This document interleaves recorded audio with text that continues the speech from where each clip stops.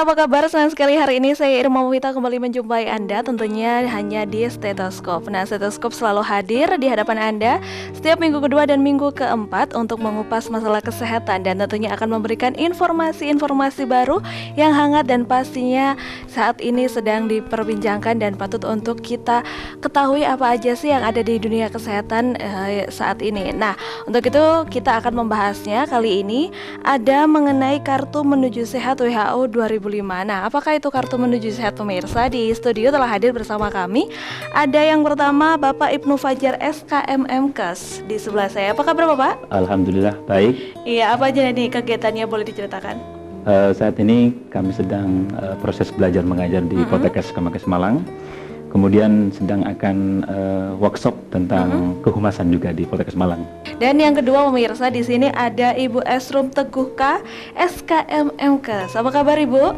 Baik. Iya, selamat sore. Dan kegiatannya Ibu sendiri apa aja nih Bu? Sama seperti Bapak Ibnu, kami ke satu kantor, jadi kegiatannya pembelajaran, kemudian ada penelitian yang sedang kami kerjakan. Oke, selalu peneliti masalah kesehatan begitu ya? Iya. Baik, nah untuk Bapak Ibnu dan Ibu Raris begitu ya, kita akan membahas mengenai kartu menuju sehat nih pemirsa. Nah, sebelum kita bahas lebih lanjut, mungkin kita juga pengen tahu sebenarnya kartu menuju sehat apa sih itu Pak Ibnu? Iya, jadi begini Mbak Irma, bahwa kartu menuju sehat yang disingkat dengan KMS ya, itu sudah tidak asing lagi bagi ibu-ibu di posyandu, ya di posyandu. Kita di Indonesia punya sekitar 260.000 posyandu. Itu setiap ibu diharuskan mempunyai KMS, jadi kartu menuju sehat. Kartu menuju sehat ini sebagai rapot sebenarnya, jadi hasil daripada penimbangan, pemantauan dari pertumbuhan anak. Jadi memang setiap ibu harusnya punya KMS ini sebagai rapot dari hasil penilaian pertumbuhannya si anak. Nah, KMS ini sebenarnya di Indonesia sudah mengalami 3 kali Mbak Irma ini ya. Untuk perubahannya sekitar tahun 70-an itu ada KMS ya. KMS itu kita menggunakan rujukan namanya. Jadi rujukan sebagai standar itu ya. Itu menggunakan masih Harvard itu ya. Jadi Harvard. Jadi itu sampelnya atau anak-anak yang dijadikan sampel itu adalah orang-orang yang ada di sekitar Amerika ya. Baru jadikan dasar untuk kita ya. Kemudian sekitar tahun 90-an itu berubah lagi. Standarnya waktu itu KMS-nya kita menggunakan standar namanya WHO NCAS. Jadi NCAS itu juga diambil di negara Amerika juga, dari ras-ras yang ada di Amerika. Nah, pada tahun 2005-2006 ini baru kita menggunakan KMS yang baru. KMS baru dengan menggunakan anak-anak yang sehat di 5 benua. Jadi Amerika, kemudian Afrika, Eropa, dan Asia. Itu mungkin perubahannya gitu ya. Kalau dulu memang hanya condong ke Amerika, nah sekarang ini sudah semua benua begitu ya. Jadi multi ras, multi negara yang baru ini. Harapannya memang setiap anak yang lahir itu harapannya sama dengan standar yang ada di KMS itu. Jadi hasil daripada penelitian itu dikemas dalam suatu kurva namanya, kurva di KMS ya. Itu diharapkan menjadi acuan bagi setiap anak yang lahir. Artinya bahwa kalau anak-anak itu kita katakan sehat kalau mengikuti kurva yang ada di grafik pertumbuhan itu. Nah untuk kurva-kurvanya sendiri, mungkin Ibu Haris bisa menjelaskan ada apa aja sih yang bisa dipantau melalui KMS itu sendiri? Baik, terima kasih Mbak Irma. Yang bisa dipantau jelas adalah kalau namanya pertumbuhan kita melihat pengaruh di fisik, jadi di berat badan. Jadi karena KMS kartu menuju sehat ini memang ditujukan pada kelompok usia bayi dan balita seperti itu. Jadi di sana ada satu kurva yang tadi disampaikan oleh Pak Ibnu. Menurut kurva itu anak itu mengikuti perkembangan kurva, itulah yang disebut sehat atau tumbuh dengan sehat. Di sana juga ada catatan anak tersebut dilahirkan kapan, identitas anak dengan berat badan lahir berapa, kemudian panjang badannya berapa, karena itulah tolak ukur untuk pertumbuhan. Kemudian kapan waktunya imunisasi, kejadian-kejadian yang terkait dengan pertumbuhan anak, imunisasi, kejadian sakit, seperti itu. Nah itu apakah kalau misalnya seseorang ibu baru melahirkan itu langsung mendapat KMS atau setelah membawa si anak ini ke posyandu dulu nih Bu? Setelah biasanya kan ada data masuk ke RT, RW begitu ya. Nah atas dasar itu nanti biasanya akan diundang ibu itu untuk hadir di posyandu melalui biasanya kegiatan-kegiatan posyandu ini melalui media PKK seperti itu. Jadi pengelola atau ibu-ibu PKK ini akan menghubungi ibu yang memiliki putra putri yang baru dilahirkan untuk datang ke posyandu, kemudian diterimakan kartu menuju sehat tersebut. Kartu menuju sehat. Nah untuk peruntukannya ini, kira-kira kartu menuju sehat ini bagi balita atau mungkin bagi bayi aja? Jadi ada umur berapa sampai berapa sih Pak gitu? Iya, jadi begini Mbak Irma, bahwa kartu menuju sehat itu diperuntukkan untuk balita, jadi bawah 5 tahun. Bawah 5 tahun. Jadi umur 0 sampai 1 tahun itu namanya bayi, 1 sampai 5 tahun namanya anak balita. Jadi untuk balita semuanya akan mendapatkan KMS ini. Ya, contoh mungkin KMS ya, ini yang baru KMS menggunakan WHO itu demikian ya. Ini kartu KMS sudah dibedakan. Yang baru. Kalau yang lama masih belum. Laki dengan perempuan dianggap sama. Padahal berbeda nih ya. Jadi untuk yang laki itu warnanya biru. Biru ya. Biru. Ya, ini biru ya. Sedangkan yang perempuan itu warnanya mungkin pink ya. Semangatnya perempuan nih, merah muda gitu ya. Merah muda. Belakangnya juga sama demikian ya. Perbedaan mungkin yang perlu kami sampaikan bahwa antara KMS yang lama dengan yang baru itu bedanya, kalau yang lama itu tidak ada, yang paling prinsip tidak ada namanya kenaikan berat badan minimal atau KBM. Jadi kalau kita tunjukkan mungkin di sini ada nih, ada tulisnya KBM ya, kenaikan berat badan minimal. Ya. Apa artinya? Kalau anak kita ingin dikatakan naik beratnya, katakanlah pada umur 0 ke 1 bulan ya, 0 lahir ke 1 bulan, dia harus naik berat badannya kurang lebih 800 gram ya. Kalau kurang dari 800 gram maka belum dikatakan naik. Walaupun dia naik sekitar 700 gram maka belum dikatakan naik secara grafik kurva ini. Jadi kemudian 1 sampai 2 bulan itu 900 gram. Kemudian 2 sampai 3 ini ada 600, 500, kemudian 400, dan pada usia 1 tahun ke atas itu kurang lebih 200 gram. Ini. Jadi itu untuk meskipun berbeda sedikit dengan yang ada di situ, berarti bisa dikatakan dia belum naik berat badannya. Belum naik berat badannya. Ini yang baru nih, ada namanya kenaikan berat badan minimal. Kalau dulu enggak, ya. Ini tidak ada pemirsa, jadi ada di bagian bawahnya sebelah sini ya Pak ya.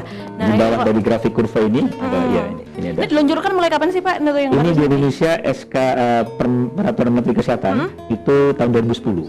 2010. Ya, harapannya setelah itu kita harus sudah menggunakan. Ya.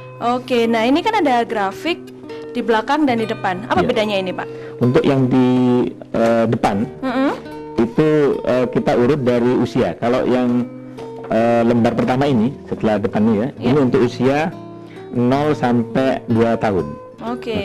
Kemudian di baliknya baru 2 tahun sampai yang ini 5 tahun. Jadi baliknya ya. Yang ini. Ya, diharapkan ibu-ibu punya seperti ini sehingga nanti tahu bagaimana pemantauan pertumbuhan anaknya. Jadi kartu KMS ini dipakai selama 5 tahun. Selama 5 tahun. Ya? Iya.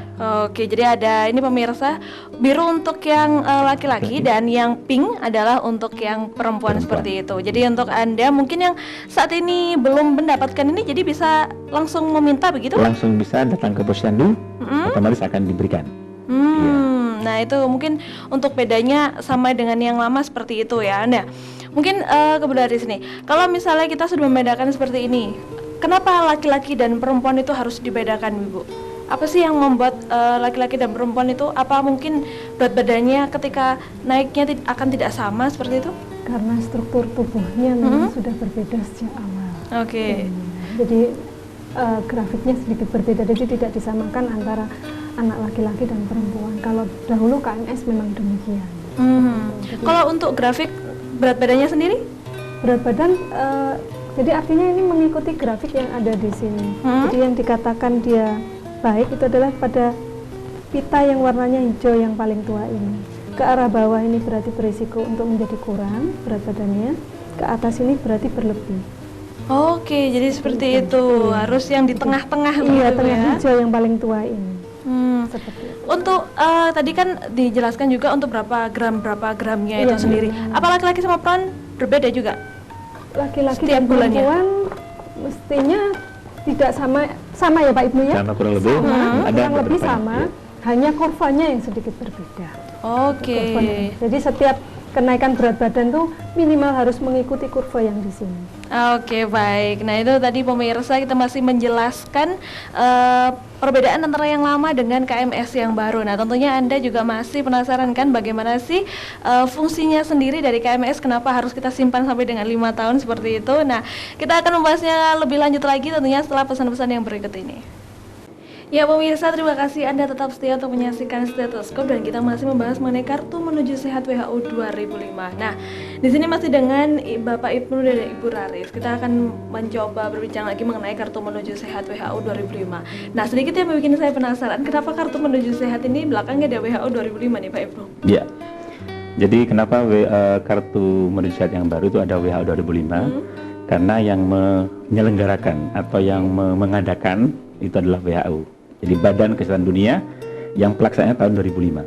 Okay. 2005. Jadi kenapa WHO 2005? Karena yang mengadakan itu adalah WHO, Badan Kesehatan Dunia.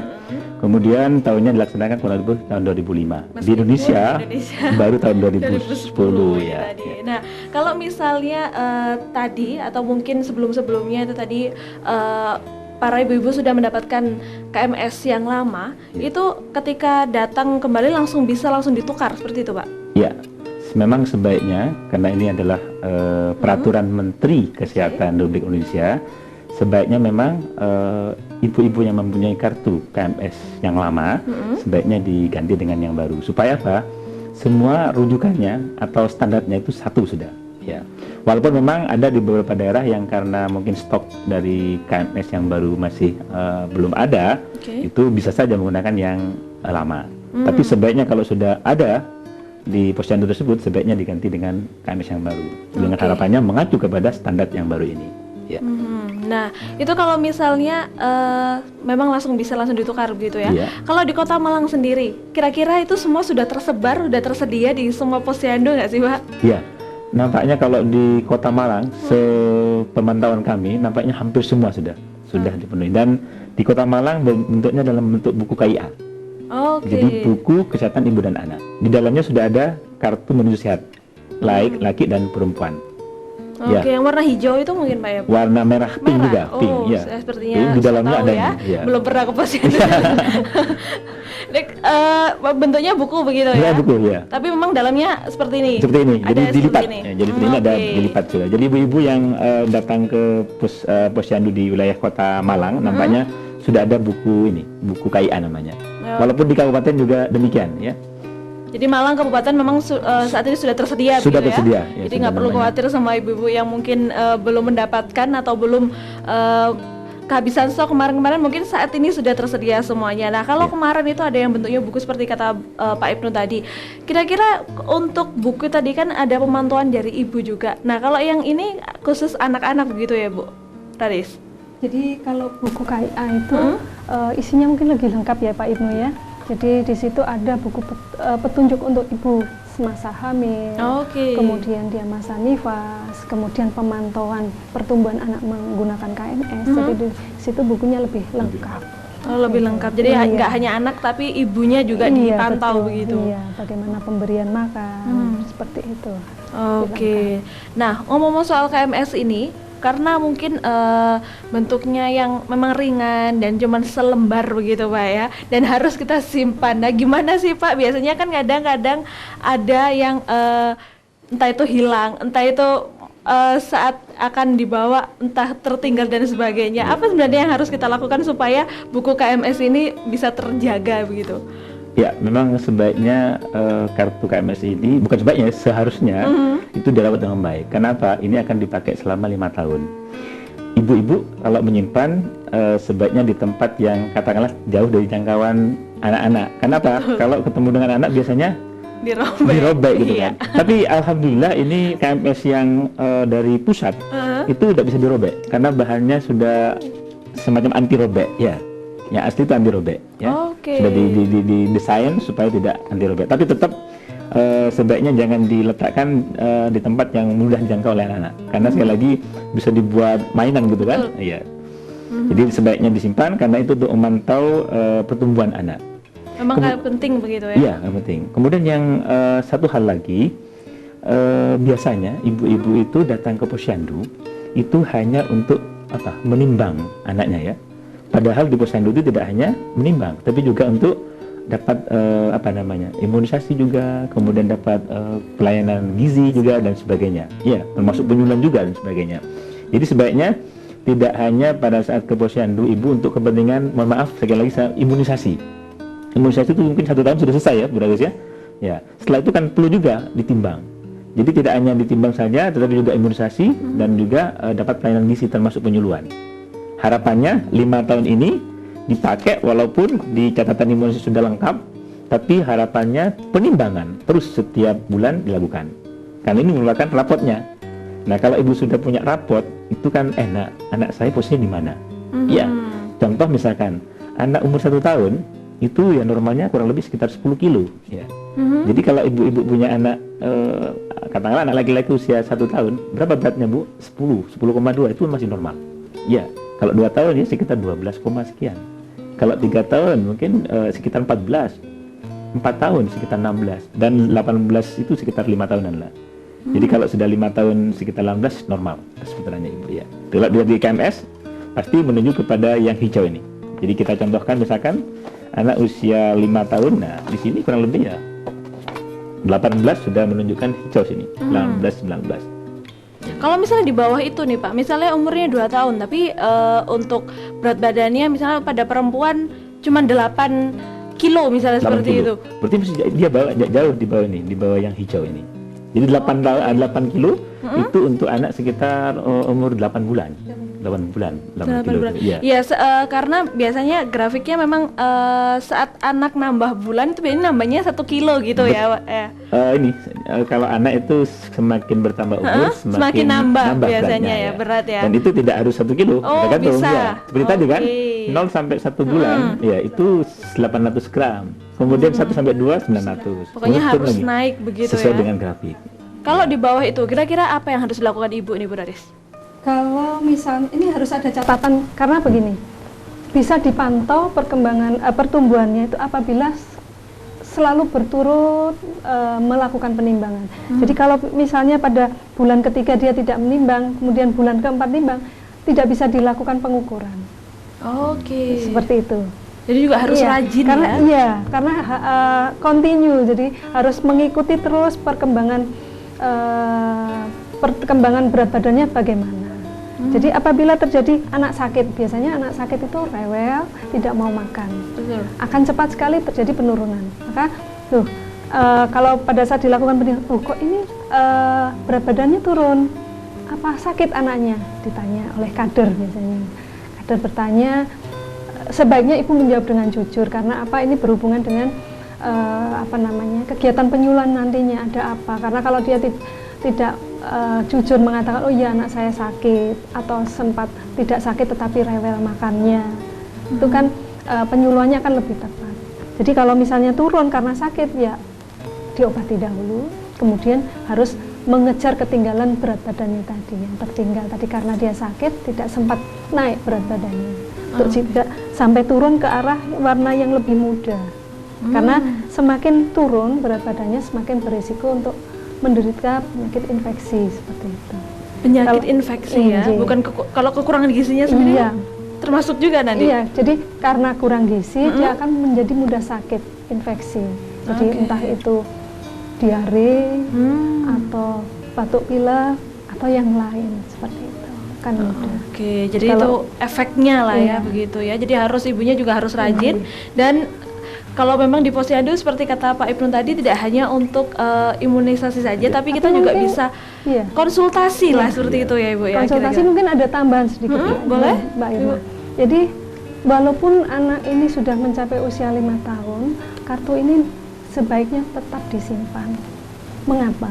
Karena ternyata sekarang itu kan banyak ya orang tua yang ingin menyekolahkan anaknya ke luar negeri, begitu. Ternyata data ini dibutuhkan, terutama data-data yang berhubungan dengan imunisasi.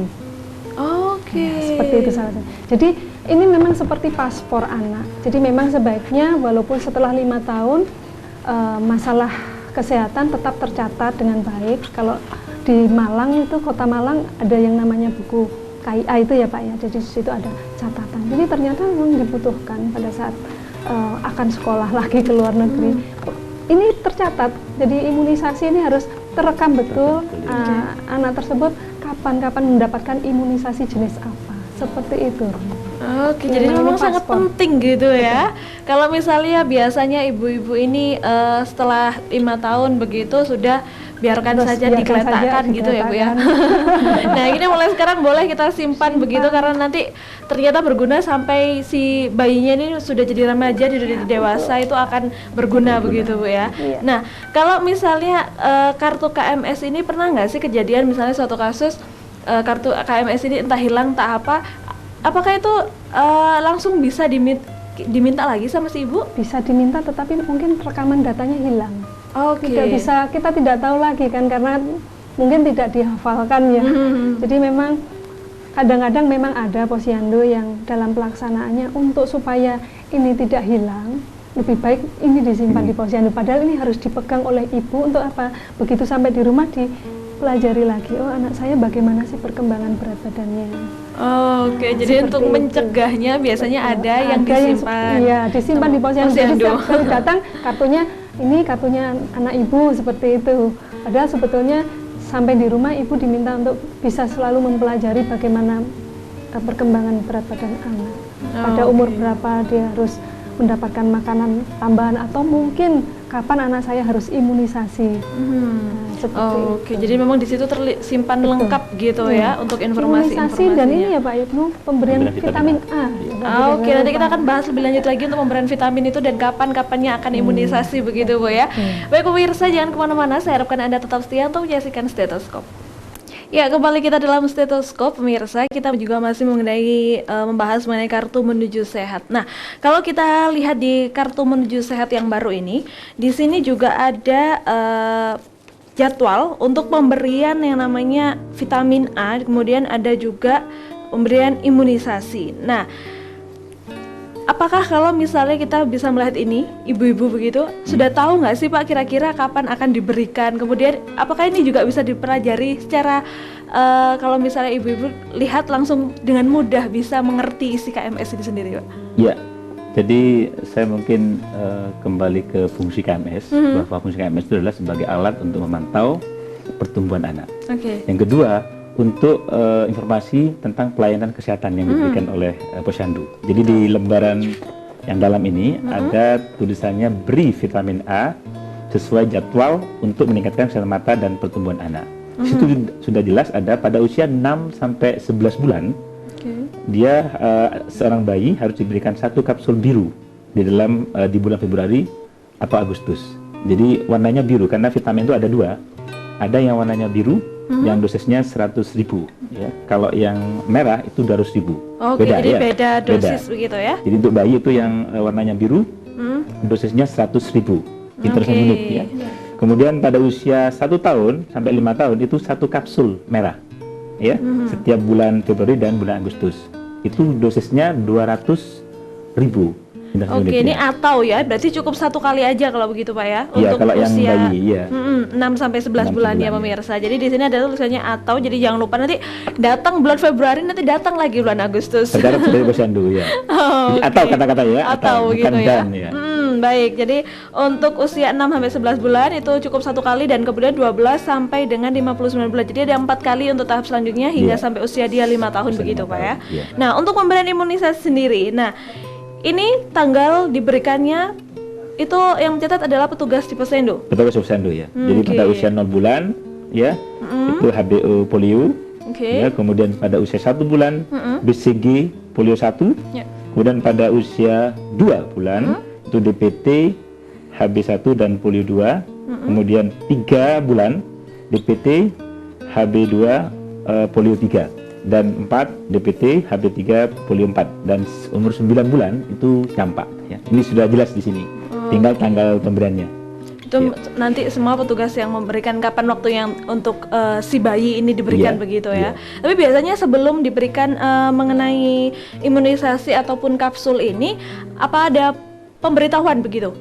Ya, biasanya ada informasi dari petugas kesehatan. Kalau di desa itu biasanya dari Bu Bidan di desa bersama petugas puskesmas itu kapan harus diberikan, termasuk di jadwal dari puskesmas sudah ada itu. Kapan mendapatkan vitamin A, kapan mendapatkan imunisasi. Jadi memang sudah ada pemberitahuan sebelumnya. Nah, ini misalnya Ibu, kalau si anak atau si balita ini diajak bepergian dan pada saat itu adalah pembagian mengenai vitamin A, misalnya seperti itu. Nah, apakah itu bisa diminta di posyandu, misalnya dia sedang berada di Kota Malang, kemudian dia ada di Jakarta begitu, apakah bisa diminta itu, Bu?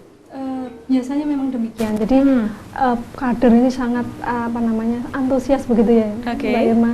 Jadi begitu, ini sedang pergi, disimpan. Ya, disimpan, nanti datang ini harus diberikan. Jadi memang komunikasinya seperti itu, Mbak Irma. Jadi dengan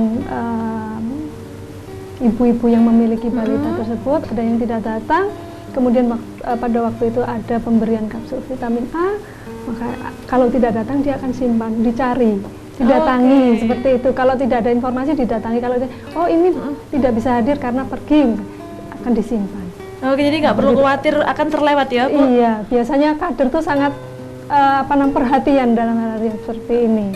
Jadi buat pemirsa, misalnya Anda sedang berhalangan hadir dan kemudian terpaksa harus pergi keluar kota, tidak perlu khawatir, tidak perlu nyari di kota yang dituju, tapi mereka akan para kader ini akan menyimpannya untuk Anda sehingga anak Anda tidak akan terlewatkan untuk pemberian vitaminnya itu sendiri. Nah, selain ada grafik mengenai jadwal, di sini juga ada mengenai perkembangan anak sehat. Nah, di sini apakah di sini itu memang selalu akan seperti ini untuk anak-anaknya itu, Bu? Perkembangannya? Ini adalah satu patokan untuk melihat perkembangan anak. Jadi tentu kecepatannya berbeda-beda. Ya. Jadi tapi kemampuan minimal yang harus dicapai pada kelompok usia tersebut, contohnya misalnya Pak Ibnu, di sini adalah usia 1,5 bulan bisa tersenyum spontan. Jadi kalau misalnya belum, orang tua harus sudah curiga ada apa. Ya. Senyum itu kan mungkin merupakan tanda dia bisa melihat, bisa mendengar. Jadi dia memberikan respon. Apabila tidak ada respon, orang tua sudah harus curiga ada apa ya anak saya. Catatan untuk ibu, anak saya kok belum ada responnya. Usia 4 bulan, mestinya sudah mampu tengkurap, mengangkat kepala pada saat tengkurap itu. Kok belum bisa? Ada catatan. Kemudian ini dicatat pada saat ada kegiatan posyandu lagi, dia bisa menanyakan, karena biasanya dalam kegiatan posyandu ini petugas kesehatan ada ya Pak Ibnu ya? Iya. Ada. Jadi nanti disarankan ke puskesmas, mungkin dirujuk ke tempat yang lebih tinggi, rujukan pelayanan kesehatan yang lebih tinggi. Nah, biasanya kalau untuk anak-anak yang seperti Ibu katakan tadi, perkembangannya berbeda. Kita patut curiga ketika perkembangannya itu mundurnya itu berapa lama sih, Bu, gitu. Misalnya ini 1,5 bulan, kita tunggu sampai berapa lama nih saat kita harus melakukan tindakan misalnya yang benar-benar harus kita khawatir lah istilahnya seperti itu. Apa 1 bulan, apa 2 minggu? Sampai 1 bulan kurang lebih, diamatin terus ya. Kemudian segera dikonsulkan kalau memang mencurigakan ke arah gangguan perkembangan itu, artinya perkembangan itu tidak tercapai, sudah patut curiga. Jadi diikuti terus. Ya, karena bisa sampai 2 bulan. Karena misalnya contoh, anak saya usia 6 bulan sampai 7 bulan kadang-kadang ada sudah keluar gigi. Ya, tapi ada yang 8 bulan baru keluar gigi. Jadi memang kita melihat dahulu sampai biasanya cirinya anak yang ingin akan tumbuh giginya kan anaknya selalu menggigit, seperti itu misalnya. Nah, ini kalau kita lihat perkembangan anak sehat di sini nih pemirsa ya, di kartu KMS ini, yang pertama dilakukan oleh bayi adalah berjalan dulu, merangkak berjalan dan kemudian baru berbicara. Nah, kalau kita lihat mitosnya di masyarakat orang Jawa itu beda kan, biasanya ibunya tidak khawatir, oh berarti ngomongnya dulu baru jalan, jalannya dulu baru ngomong. Nah ini seperti apa nih Bu? Kadang memang demikian. Kadang memang seperti itu. Caranya dahulu baru berjalan. Ada yang bersama-sama. Nah, seperti itu. Jadi nggak perlu khawatir ya, karena kalau di sini kan memang grafiknya harus anaknya sebenarnya misalnya berjalan kalau sampai dulu. usia 16 bulan belum bisa berjalan, sudah harus waspada. Ada apa anak ini kok tidak sampai bisa berjalan? Perlu ditanyakan kepada ahlinya seperti itu. Jadi kenapa kok? Oh, dan dulu dilihat perkembangannya dulu seperti itu. Jadi memang harus ada kewaspadaan dari orang tua apabila tonggak-tonggak perkembangan ini belum tercapai. Oke. Memang ada yang terlambat ya, bicaranya belum, sudah berjalan. Ada yang berjalan dulu, Bang. Oke, jadi memang seperti itu, tidak perlu khawatir kalau orang tua ya. Oke, jadi buat orang tua memang perkembangan bayi memang tidak selalu akan sama begitu, apalagi laki-laki dan juga perempuan biasanya. Yang penting mungkin tambahan satu Mbak, begitu dia ada mungkin kita menduga ada keterlambatan, orang tua bisa memberikan stimulasi. Jadi misalnya kok belum bisa berbicara, tetap saja memberikan mengajak anak berkomunikasi seperti itu. Oke, jadi peran di sini memang yang paling penting adalah kembali orang tuanya begitu ya. Karena kalau posyandu kan selalu hadirnya hanya setiap bulan begitu ya. Sedangkan orang tua adalah setiap hari yang akan bertemu langsung sama anaknya. Jadi kita yang akan memberikan stimulasi itu sendiri sama anak-anaknya itu. Nah, kemudian di sini juga ada yang tentang kesehatan, apa yang harus dilakukan bayi, apa yang dilakukan bila anak diare dan sebagainya. Nah, untuk kesehatan sendiri sebenarnya kalau di posyandu ketika kita memberikan anak kita sakit dan sebagainya, apakah ada obat di sana, Pak? Ada. Jadi kalau dulu orality dulu ya. Kalau sekarang disarankan langsung larutan gula garam ya, Larutan gula dan garam. Ya. Itu untuk apa? Untuk mengatasi diare.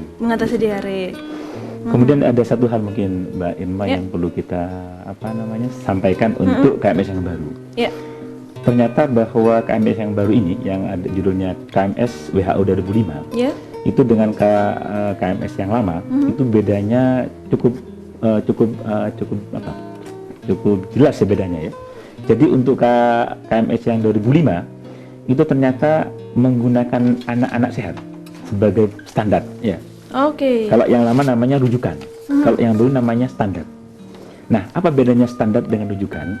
Ternyata bahwa yang WHO 2005 yang baru ini itu adalah anak-anak yang sehat yang dilahirkan dari ibu yang menyusui secara eksklusif. Nah, jadi setelah lahir dia anak-anak yang jadikan dasar untuk membuat kurva itu adalah mereka yang dapat ASI eksklusif sampai 6 bulan. Itu ya, Pak? Iya, 6 bulan.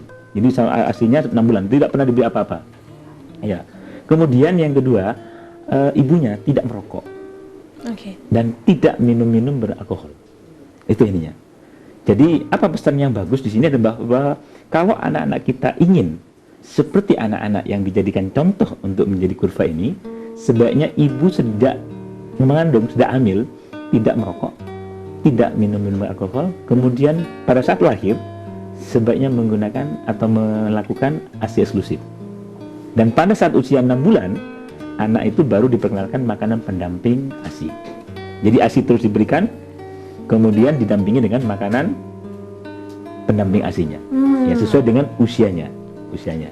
Sehingga nanti akan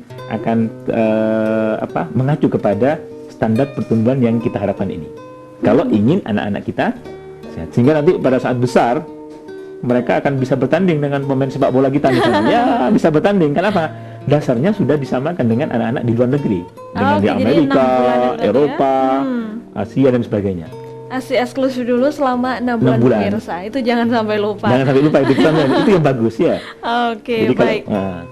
Dan itu tadi pemirsa, mungkin bagi Anda juga yang takut memberikan ASI eksklusif itu jangan sampai terjadi, apalagi buat ibu masa kini begitu ya. Baik pemirsa, kita akan membahasnya lebih lanjut lagi, apa saja sih yang perlu kita lakukan untuk membawa anak kita supaya sehat, bukan gemuk saja tapi tidak sehat begitu ya. Baik, kita akan melanjutkannya sesaat lagi setelah pariwara yang berikut ini. Baik pemirsa, terima kasih Anda tetap setia untuk menyaksikan Stetoskop, dan kita sudah memasuki segmen yang terakhir di episode kita kali ini, yaitu mengenai Kartu Menuju Sehat WHO 2005. Apakah anak-anak Anda sudah sehat begitu pemirsa? Nah, kalau kita lihat sekarang memang banyak sekali bayi-bayi yang sudah terkena obesitas. Nah, kalau kita lihat kartu dari KMS tadi adalah bayi yang beratnya bertambah, kepintarannya akan bertambah seperti itu. Nah, bagaimana kita bisa melihat si anak ini gemuk dan sehat, atau dia ini gemuk karena memang itu tadi akan menuju ke arah obesitas. Nah, bagaimana kita bisa membedakan itu sendiri nih Pak Ibnu nih? Ya. Jadi sekali lagi bahwa anak yang sehat itu pertambahan umurnya sesuai dengan beratnya. Pertambahan beratnya maksud saya sesuai dengan umurnya. Kalau anak-anak itu lahir pada umur 0 bulan misalnya, 0 bulan, beratnya sekitar 3 kilo, maka normal. Normal. Pada usia misalnya 1 bulan, dia bertambah 800 gram, ya itu normal. Ya. Tetapi kalau misalnya umur 1 bulan misalnya, dia beratnya sudah mencapai 5 kilo, ya 5 kilo, maka itu sudah ada tanda-tanda bahwa dia mengarah kepada obesitas, gizi lebih, ya, obesitas. Ya. Kemudian kalau sebaliknya, kalau pada saat lahir beratnya itu di bawah 2,5 kilo atau dari 2.500 gram, maka itu sudah termasuk berat badan lahir rendah. Apalagi grafiknya setiap bulannya itu mengarah menjauhi namanya garis median, ya, itu namanya yang tengah-tengah namanya garis median yang warnanya hijau, itu ya, itu menjauhi garis median, itu berarti dia mengarah kepada gizi kurang. Nah itu, jadi kita bisa melihat apakah anak kita itu sehat atau tidak dilihat dari grafiknya. Kalau dia tetap di garis tengah median, yang tengah-tengah yang hirus hijau itu, nah, maka dia sehat. Tetapi kalau menjauhi, baik menjauhi ke bawah itu akan terjadi gizi kurang, kalau menjauhi ke atas akan mengarah kepada gizi lebih dan obesitas. Ini yang tidak kita hendaki. Yang kita hendaki adalah bagaimana supaya stabil sebulan. Bagaimana supaya stabil, kita arahkan untuk datang ke posyandu. Karena di sana akan mendapatkan edukasi tentang gizi. Ya, sehingga nanti kita akan terpantau terus tiap bulan. Nah, kalau tiap bulan terpantau selama 5 tahun, insya Allah nanti garisnya akan sesuai dengan garis pertumbuhan yang ada di KMS itu. Jadi sewaktu ibu melahirkan tadi sudah bisa dilihat berarti ya. Berarti untuk berat bayi yang lahir dengan berat badan yang normal, kita katakan seperti itu adalah 2,5 sampai 3 kilo kalau begitu Pak? Iya, 2,5 kilo sampai 3,5 masih normal itu. Itu masih normal, sampai 3,5 itu bisa dikatakan masih normal ya. Jadi dari situ kita sudah bisa mulai melihat begitu ya perkembangannya seperti apa selanjutnya. Nah, kalau tadi Bapak sendiri bilang adalah usia sampai dengan 6 bulan itu diberikan ASI saja begitu ya. Itu tanpa pendamping apapun ya, harus ASI saja begitu Pak ya? Iya. Jadi ASI itu dikatakan oleh beberapa pakar ahli kesehatan dunia itu bahwa ASI adalah makanan yang terbaik untuk bayi. Tidak ada makanan lain selain ASI itu. Hasil penelitian juga menunjukkan bahwa makanan yang paling seimbang itu adalah ASI. Contohnya makanan seimbang adalah ASI. Mengapa? Karena mengandung semua unsur gizi yang dibutuhkan oleh bayi. Semua unsurnya diperlukan ada di ASI itu. Jadi untuk susu formulanya jangan dulu begitu Pak? Jangan dulu, iya. Ya, jadi ASI lah makan terbaik ya. Sampai ada suatu penelitian juga, kalau anak itu ingin supaya pada saat besarnya sayang kepada ibu, berikanlah ASI. Karena dia mulai kecil tidak ada makanan selain ASI itu. Ya, kasih sayang mulai dari usia 0 bulan sampai besar itu sampai usia 1-2 tahun ya, itu akan memupuk rasa kasih sayang. Di samping juga ekonomis ya, kita nggak usah beli ya. Langsung ada. Pagi, siang, sore, malam ada terus begitu Pak ya? Setiap saat. Siap ya. Di anjuran pemberian makan itu minimal sebenarnya pemberian ASI kepada bayi sesering mungkin. Berapa frekuensinya? Itu ada penelitian bahwa minimal 8 kali. Minimal 8 kali. 8 kali setiap hari minimal begitu ya? Sesering mungkin, apa sesering mungkin? Ya. Karena misalnya bayi biasanya kalau pada saat baru lahir, apalagi belum bisa melihat begitu, pada saat 0 sampai 1 bulan itu biasanya memang banyak tidurnya begitu ya Pak ya. Itu memang harus diberikan sampai minimal 8 kali pemirsa. Jadi jangan sampai nanti misalnya bayinya kadang ada yang kuning dan sebagainya karena kekurangan ASI itu betul. sendiri. Jadi minimal 8 kali dalam sehari itu tadi. Nah, baik, kalau misalnya kita sudah memberikan ASI dan menyingkirkan susu formula terlebih dahulu sebelum usianya lebih dari 6 bulan. Nah, setelah misalnya anak ini usianya lepas dari 6 bulan, pertama yang harus kita berikan apa nih, Bu? Lagi tadi diberikan ASI ya sampai 6 bulan dan dilanjutkan sampai usia 2 tahun. Dilanjutkan dengan sampai usia 2 Tapi tahun. setelah Oke. usia 6 bulan, jadi 6 bulan ASI, setelah itu kita berikan makanan pendamping ASI, makanya disebut pendamping karena makanan utama masih ASI sampai 2 tahun usia ya. 2 tahun. Oke. Seperti itu. Nah, makanan pendamping ini tentu saja sesuai dengan usianya. Jadi 6 sampai 7 bulan, 7 sampai 8 bulan itu diberikan bubur. Kemudian 8 sampai 9 bulan anak sudah mulai belajar memegang, ya. Nah, begitu anak belajar memegang boleh diberikan biskuit. Hanya saja biskuitnya memang khusus biskuit bayi karena apa? Begitu dia masuk di mulut, dia mudah sekali melumat di dalam. Jadi tidak berupa bongkang-bongkang supaya dia bisa menelan dengan baik. Seperti itu. Kemudian Citim mulai usia 10 bulan ke atas. 11 sampai 12 bulan sudah bisa mendapatkan makanan seperti makanan keluarga, hanya makanannya masih lunak. Di nasi tim, sayur mungkin masih dicincang. Jadi sudah seperti makanan dalam keluarga. Oh, sudah boleh begitu ya? Sudah Oke. boleh.